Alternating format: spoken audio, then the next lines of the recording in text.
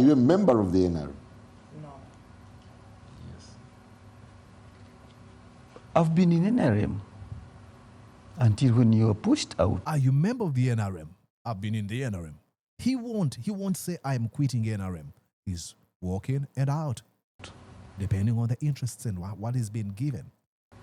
Now what happens thereafter is a different matter. Are you a member of the NRM? Again. I know you want to have a yes or no answer, but I'm saying I've been, I've lived, I've participated under NRM, but now I'm out. You're done with the party? I'm out of being under This is the... betrayal. This is so sad. This is betraying his own people. It is not betrayal, it is delusional. If it's not delusional, it is opportunism speaking. But the beauty is that whether we have all these challenges, Honorable Ssekikubo will walk out, but he will walk back, as Honorable Mukula said. Oh my God. Now, this is a slap in the face of Ssekikubo.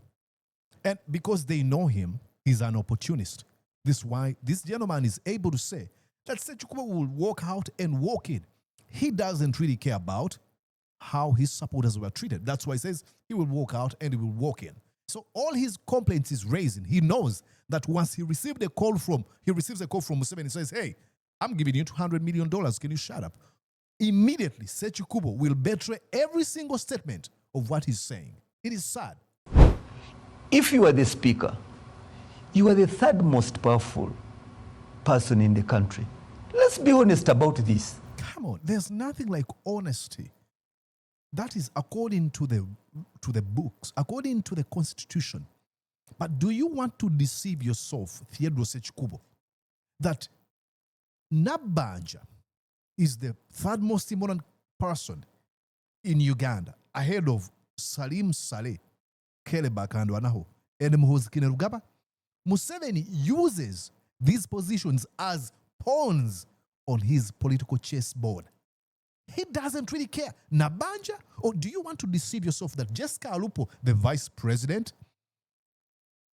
has a stronger pull than Kelebaka and Wanaho Salim Saleh? You're deluding yourself if that's what you believe. Come on. You're watching Mordecai Marissa Live Political Commentary. Please consider subscribing to help grow Uganda's Voices of Struggle ecosystem. Thank you. Ladies and gentlemen, Theodore Ssekikubo faced a violent loss to General Rwashande. His words, not mine. He was shot at. One of his supporters was killed. Many of his supporters were left with wounds and are nursing wounds in different hospitals. Many of them were maimed. But despite of all that, he's not willing to deassociate himself from a party of criminals and lawlessness and impunity. This is shamelessness. This is opportunism, or it is delusional. I want you to watch this. Theodore Ssekikubo. Listen to when he's asked. It is sad. It is sad. I would not... This is Salam Musumba talking about, folks who are trying to defend the Museveni and the NRM party, and she's saying it is sad that despite of what we saw in the NRM primaries, we still got people who are defending Museveni and his henchmen. Usually celebrate when other parties are in trouble, but I will not celebrate. She says, you'd usually celebrate when other political parties, your opponents, are in trouble, but you cannot celebrate violence, and that's what I said. Despite of my criticism and my opposition to the NRM establishment, I am against all forms of violence meted onto people I support and those that I do not support. Because it's too dangerous. Exactly. What the Americans used to say, too big to fail. But it has failed. Honorable Theodore Ssekikubo, what would be your analysis on how money, intrigue, and other mischiefs are playing out from the top to the bottom? You see, Kagwa, And first you're a of all, victim. first of all, I want to thank you. Is a victim of all that has been mentioned by Simon Kagwanjala. For this opportunity, but I want to remind you and viewers that at one point I actually participated I contested in the race for the Secretary General of the party against the Honorable Amama Mbabazi, the then Honorable Baliba Sekabukenya, Honorable Tafiri Kahinda, and the Honorable Todong and myself. By then, it was normal for one to emerge and campaign. Is that the race where you got 14 votes? But that's not the essence for my statement. The essence is even small as I was, I applied to the party and I was allowed to participate. Give him a second. He's building a foundation for his bizarre argument. The outcome, notwithstanding how much support I garnered, the votes I garnered, but that can't happen now. Because when you asked me, you were asking me about the current goings on. It's now insane, I should say.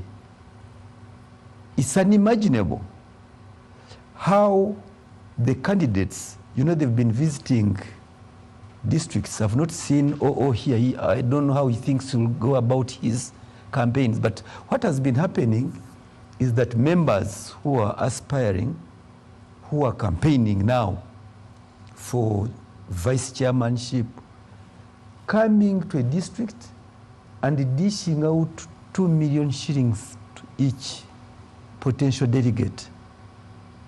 Now, he says, what is happening now? This has been going on. We've always said, I think the common phrase is, I think the fish rots from its head, top down.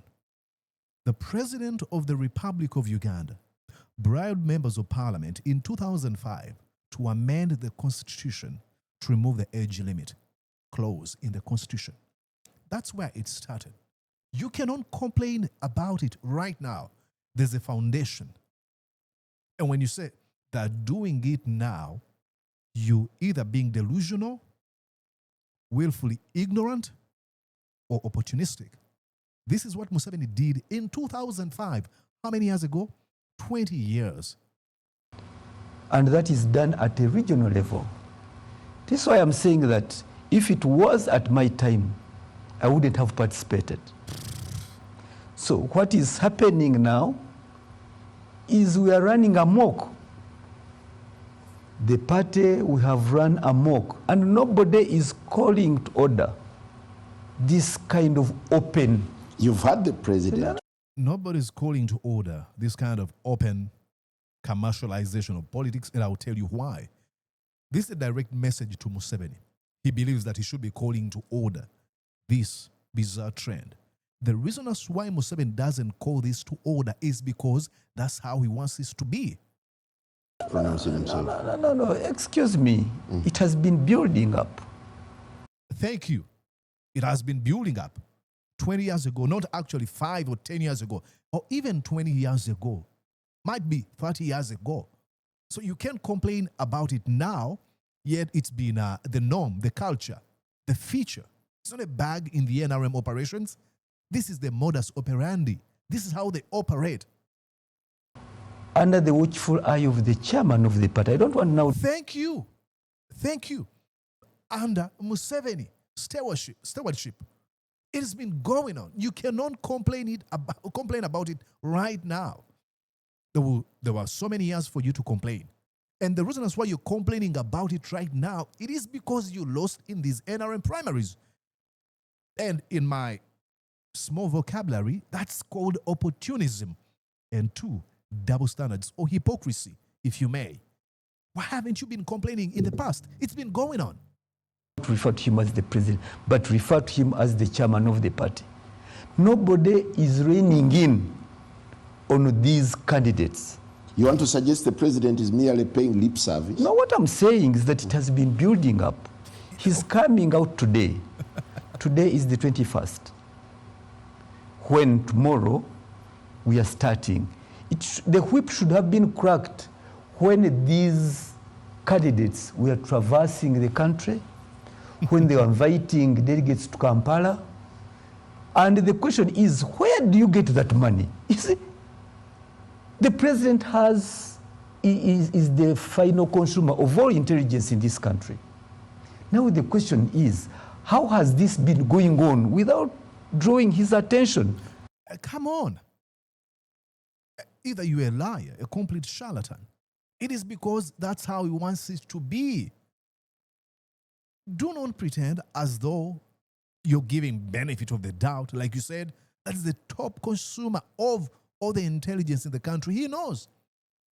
And the reason that's why he doesn't even care, because this helps him to divide you and is able to rule you by using divide and rule. When you say that, it's coming out now, this has been going on. And it is so shameful that you're coming out today only when it's affected you. To the potential risk, not only to the party, but to the country. Where do you get this money? Some of them are... This money comes through some of the channels that have been created by him. Because as you know, our country, you can only have money if Museveni allows you to, especially if you're involved in politics. You can have money in other areas like business probably or other stuff. But the moment you get involved in politics, you have signed some sort of an agreement that your loyalty will be to Museveni, and betrayal or standing against him would guarantee you poverty. Members of parliament like myself were poor just yesterday together in the same boat. How do they access this money?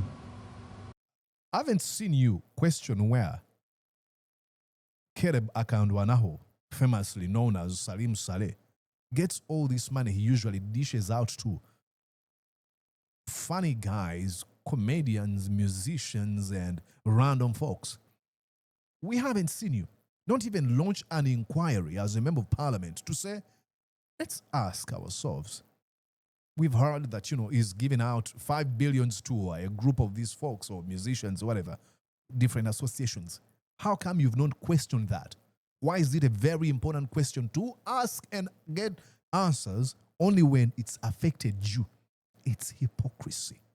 How do they access this money? Can someone answer me? How? Without you, the head of state, knowing this. Exactly. When you say, how? Without you, the head of state, knowing this, what you're trying to say is Museveni is the one behind all this money that is being dished out to different delegates. Maybe your opponent, Rwashande, to mention but a few. So Museveni is the perpetrator of the commercialization of politics in our country, period. So to me, money aside, how about the verbal attacks and all the backlashes? You see, it is again as a result of this impunity, where you have the shenanigans leading the show. I tell you, once you take over... He says you've got shenanigans leading the show, and who appoints them? I mean, if we went by a hierarchy, rankings, you don't come any close to Jennifer Fulfiger, presidential advisor, and Butcherman, and Eddie Kenzo. They are holding those offices, you're a member of parliament, but their loyalty is greater than yours. And in ranking, through hierarchy, your education and your experience and your position in the parliament means nothing to him. Once the same team can take over, and there is this impunity, and there is this brazen splashing of money, they own the country now. They own the world. They are free to have loud mouth. They are taking it under. So to me, what you're asking is that everybody in trepidation, we are watching, in total trepidation.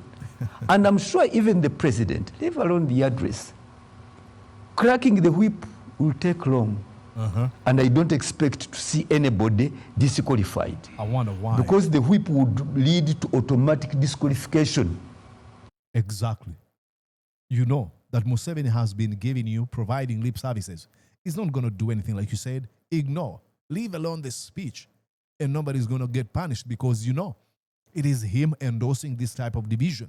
He's watching you in a certain corner, wondering who is going to be loyal, who can do everything they can to show loyalty and love and reverence to me, Museveni. And if he gets any doubt or skepticism against you, you're out. Like, he's able to see the fight between Kadaga and Anita Among. He's watching. He follows every step of this funny lady fight. But he's not able to come in and drain in. And I can guarantee you, it would only take one simple statement, one statement from Museveni. Kadaga, get out of the race. Oh, Anita Among, get out of the race. And this would end. But he's not doing that because he's trying to measure the level of loyalty from these two ladies. And whoever is willing to bow down, to kiss the ring, to be obsequious, to bow down to the dear leader Museveni in ways that have never been seen is the one that is going to be considered.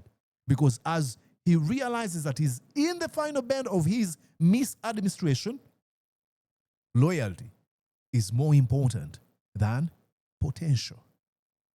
Of the culpables, of those found in that habit. Thank you. But I'm not seeing any one of those getting disqualified. Thank you. Rogers, you belong to the leadership. You're in now I want you to listen to Rogers. We're going to give him a minute. Listen to what he says. the office that would be taming the situation. Has it gotten to an extent where the Secretariat has its hands tied because these are too big to manage? You don't have a grip on them. First of all, there should be no cause for alarm. I see no reason why people should really get so much worried. Now, this is this is sad. Gaslighting in real time. There shouldn't be any cause for alarm. I don't see why people should be so worried. This gentleman is referring to primaries that had people killed, many maimed, others left with wounds. The dishing out, splashing out of cash. Broad day. Robbery through election, rigging. Broad day, corruption. But it says, don't worry about that. That's not a big deal. First of all, people must appreciate that we are a mass party. We are dealing with so many people. We come from different walks of the world. But also, the fact that we are many, some of these scenarios have to come out. But the beauty is that whether we have all these challenges, Honorable Ssekikubo will walk out, but he will walk back, as Honorable Mukula said. Oh my God. Now, this is a slap in the face of Ssekikubo. And because they know him, he's an opportunist. This is why this gentleman is able to say that Ssekikubo will walk out and walk in. He doesn't really care about how his supporters were treated. That's why he says he will walk out and he will walk in. So all his complaints he's raising, he knows that once he receives a call from Museveni and says, hey, I'm giving you $200 million, can you shut up? Immediately, Ssekikubo will betray every single statement of what he's saying. It is sad. We have tried to maintain the family of NRM together. Again, by money, through money. You can imagine that a party like a NUP with only 57 MPs Listen now. could not complete a term before the split. One group, DF, another one, NUP.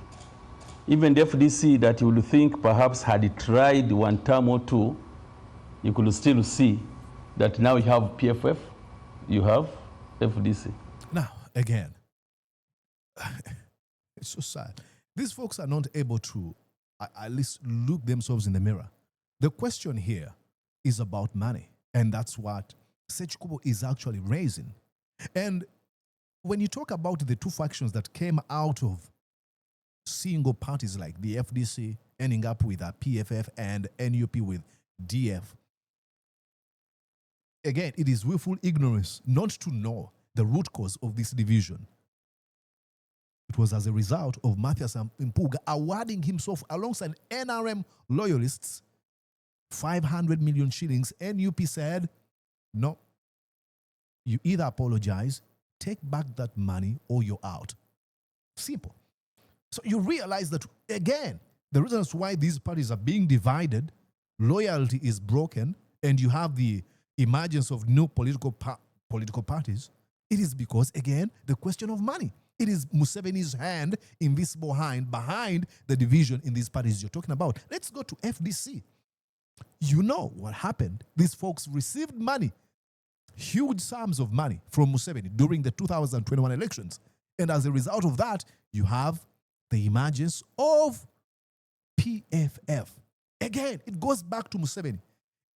I shouldn't say it's unfortunate, it's very fortunate that we don't have folks on the opposition that have those sums of money to buy your folks in the NRM. Who knows? Probably if there was a rich man to the level of Museveni, probably they would be able to buy some folks in the NRM. But Museveni is able to influence the division and the bickering and the parting ways of political parties on the opposition. Again, it goes back to the argument of Theodore Ssekikubo. So with NRM, we're a little bit different from this. I'm telling you, between now and the 28th, the story may be different. This is slapping Theodore Ssekikubo in the face.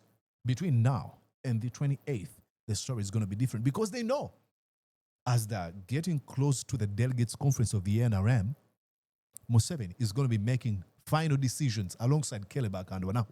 They're going to be sitting down and saying, okay, this is who we want. We want Kadaga here, or Anita Among. We want Rwashande, or Ssekikubo here. We want, and it will just take one simple call. Hello, Rwashande. Can you become RDC, or I will appoint you here, or I'll give you this match amounts of money. And this will end. That's why he speaks with a lot of confidence, because he understands the inner workings of the NRM. Nefarious. Even some candidates may opt out of the SEC race. He knows. Others may talk and agree. But we cannot lock out to people if somebody is expressing interest. The use of money as a secretariat, we condemn it. We condemn it. Condemn it, my. I won't say. Okay, let's listen into Theodore Ssekikubo one last time. See. We are vying for some of the offices in this electoral process. Some, like 4 or 5 of them have PhDs, and some of them have 4 master's degrees. Honorable Ssekikubo, I want to bring you in here. There is always a lot of dynamics that play out in these meetings where some candidates are asked to opt out. What's your take on the process, especially at the SEC level?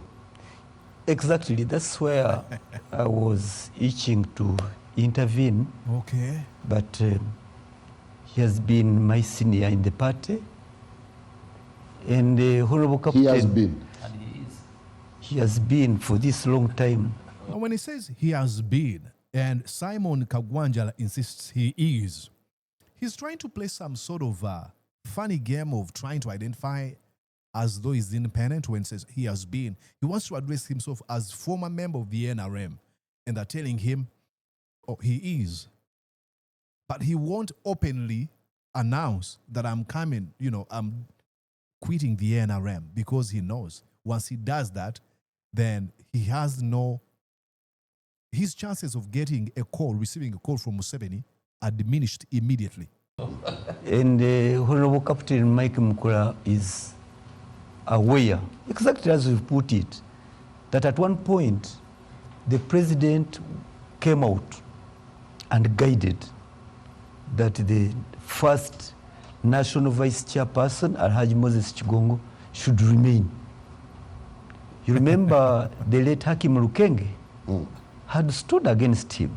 Now, this justifies my argument when he says that, he's complaining about the current unfortunate situation going on in the NRM primaries right now. But he's telling you what happened in the past when a certain gentleman, Lukenge, stood against Alhaj Chigongo.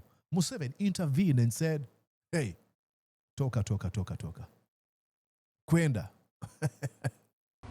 And the president was not ambivalent, was an ambivalent.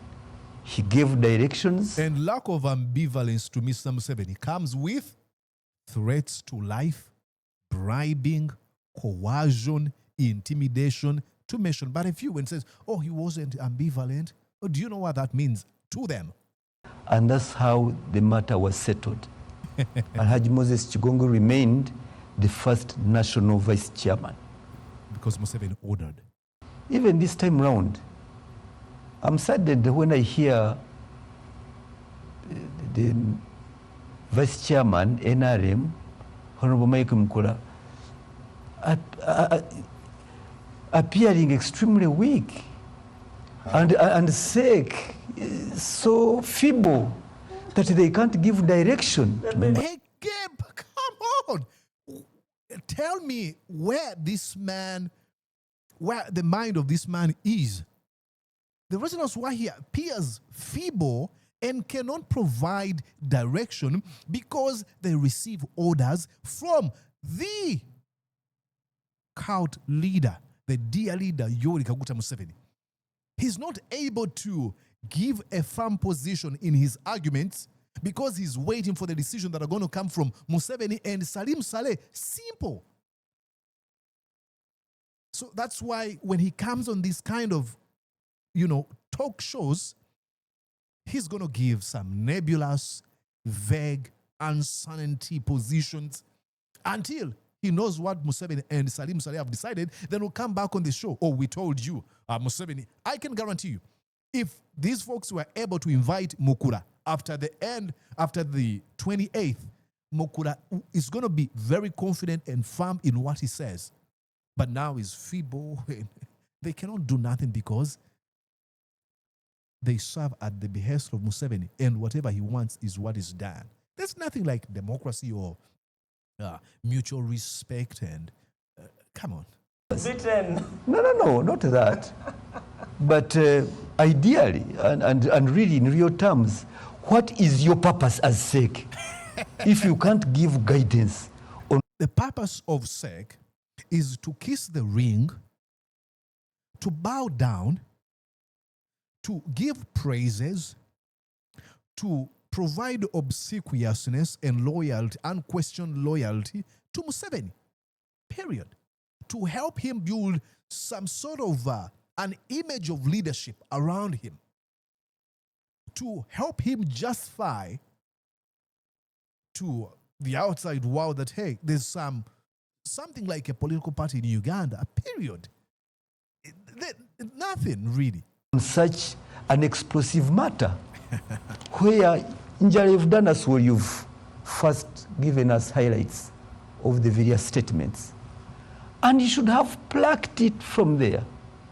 But now for you to say we appeared so helpless that we are contemplating sending it to the second tier of the National Executive Committee. What do you think is making it too delicate for them to handle? I think now the exact position I started with, the shenanigans have taken this country and the party at ransom. They're holding the party at ransom.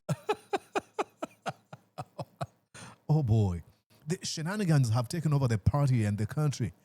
Hello, welcome to the last band of cult leadership, of weak leaders like Museveni. Once you realize that your support is waning, what you do is you surround yourself with loyalty folks. People who are just going to give you praises.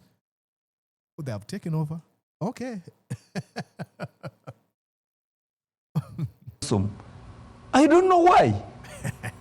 I don't know why they are taking the center stage at this point in time, okay, where even the chairman of the party, the president is always well listened to. He's highly respected. And once he comes up with a position, it is more or less a guiding principle to all and sundry. Museveni is unquestionable. That's what he's trying to say. That when he says, this is my position, nobody questions him. I mean, I love this kind of content coming from these folks, because when there's an infighting between NRM folks, this is when we are able to see the rot they've been hiding. Inject this in my veins. Yes. Now, why has SEC failed? Why has SEC failed? And then we've seen that the president has ordered his brother Nzeiri out. He can confirm or not. But why is the president going against the brother? Yet it is the brother's right to participate. And I want to believe that it is because of the bigger picture. The president... Because you're deluded. It's because of the bigger picture. Delusion. Looking at the entire country and says, well, for the good of the party, for the good of the country, Mr. Nzeiri, can you stand down? Yeah, but Why doesn't he use the same approach when it comes, between you and Rwashande? No. It's because the good of the party, the good of the country. Please, Nzeiri, step aside. No, he doesn't really care about the country.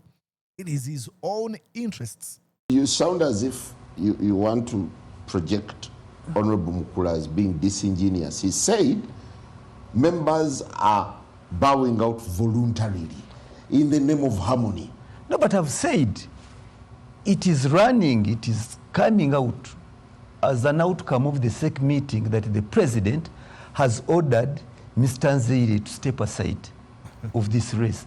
I'm saying in the same vein, why isn't he being able now to take a command of the situation and give guidance and direction to the party? Diligently, what would resolve the impasse on the Anita Mon-Kadaga issue? No. Let's look at the background. Where do we come? How did we reach this, where we are now? The party has always been having consensus put forward. Consensus. If you are the speaker, you are the third most powerful person in the country. That's how it should be, according to the books, according to the constitution, not according to Museveni. Don't take my word for it. I don't have my book here. Museveni looks at these positions as political offices, put there to serve his own interest. He does. Okay. Let's go back. Let's listen in here what he says. And I'll try to explain this. The direction. As being disingenuous. He said members are bowing out voluntarily in the name of harmony. Listen. No, here. but I've said it is running, it is coming out as an outcome of the SEC meeting that the president has ordered Mr. Nzeiri to step aside of this race. I'm saying in the same vein, why isn't he being able now to take a command of the situation and give guidance and direction to the party? Diligently, what would resolve the impasse on the Anita Mon-Kadaga issue? No. Let's look at the background. Where do we come? How did we reach this, where we are now?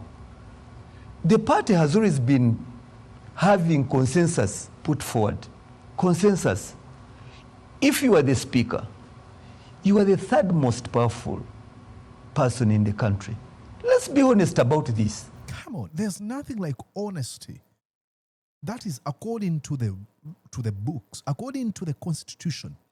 But do you want to deceive yourself, Theodore Sekikubo, that Nabanja is the third most important person in Uganda, ahead of Salim Saleh, Kelebaka and Wanaho, and Muhoozi Kainerugaba? Museveni uses these positions as pawns on his political chessboard.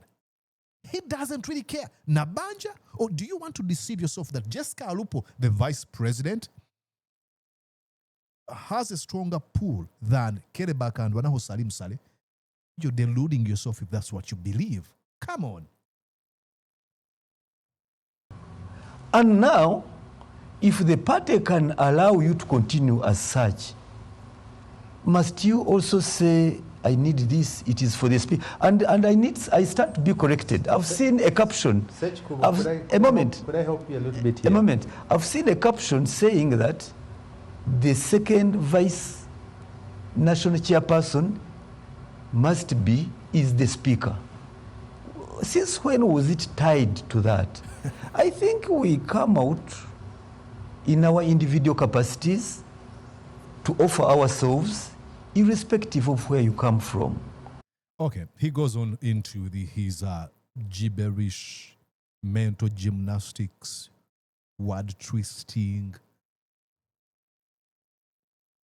Let's finish here when he was being introduced and what he said. Oh, your station.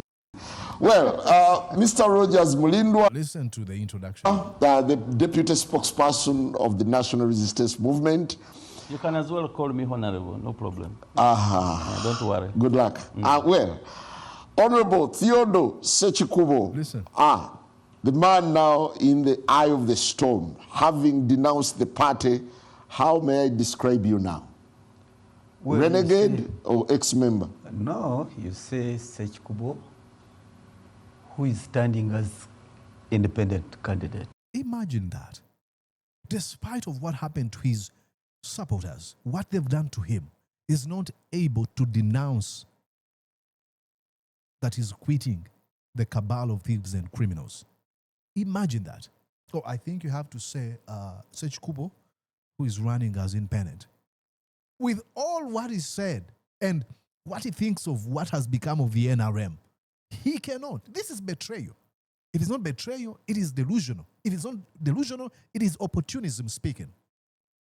But because you cannot trace all these things, the commercialization of politics, the disregard of how the rules should work in the NRM, the brutalization and use of violence, and all these things within the political party, then you say, well, I'm not quitting, but I'm just running as independent. Do you know what he's trying to do? He wants to receive a call from Seven telling him, hey, I see you're running independent. You might divide our votes now. Can I appoint you as minister? A Out renegade. of the NRM. Out for good, or because In and out. you've always been in and out? No, but Exactly. You've always been in and out. And the reason that's why they say in and out, because they know him. That's how he operates. He threatens, and when he receives a call from Seven, then he goes back to the NRM. That's why Salam Musumba was quick to say in and out. this time, pushed out, you can say. Oh, this time I've been pushed out. See, he believes that he's been pushed out even when he raises all these questions, all these unfortunate situations going on within the NRM. Says, I've been pushed out. Can't you quit? You can say, I quit, but he won't. But now I'm Sekikubo, Divorcee, Standing. NRM divorcee. standing as independent candidate outside the NRM. He won't say, I am quitting the NRM. He won't say that. Are you a member of the NRM? No. I've been in NRM until when you were pushed out. Are you a member of the NRM? I've been in the NRM. He won't say, I am quitting NRM. He's walking and out, depending on the interests and what is being given. Now, what happens thereafter is a different matter.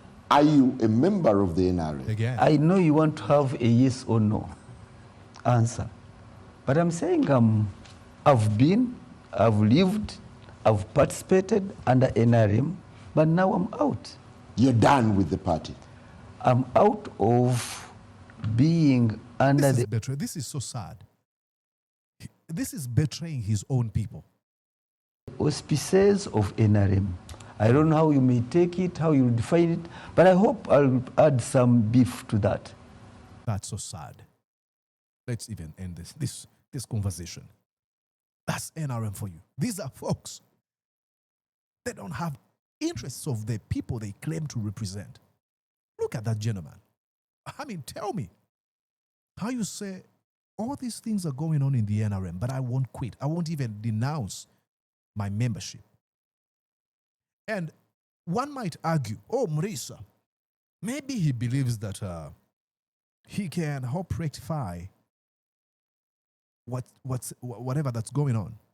And no, because he's told you that it is remote controlled by the party chairperson Museveni. He's there just for the money, for the position, for proximity to power, period. These are the leaders.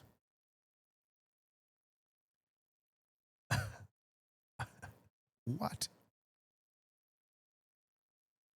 Wow. Anyways, go on and tell me what you think. Give me your opinion in the comments section.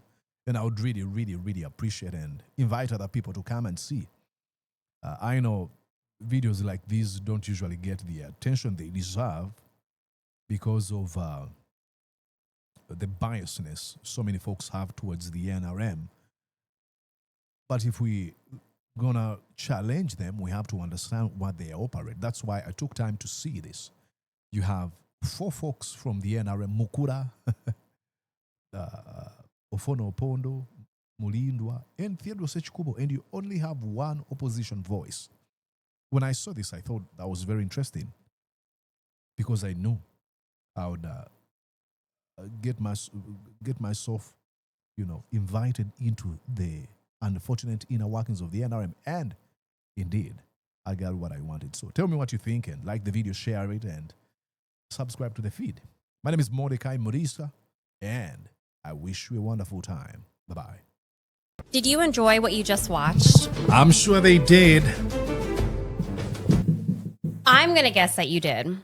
How about you consider subscribing to Mordecai Marissa Live YouTube channel? Thank you.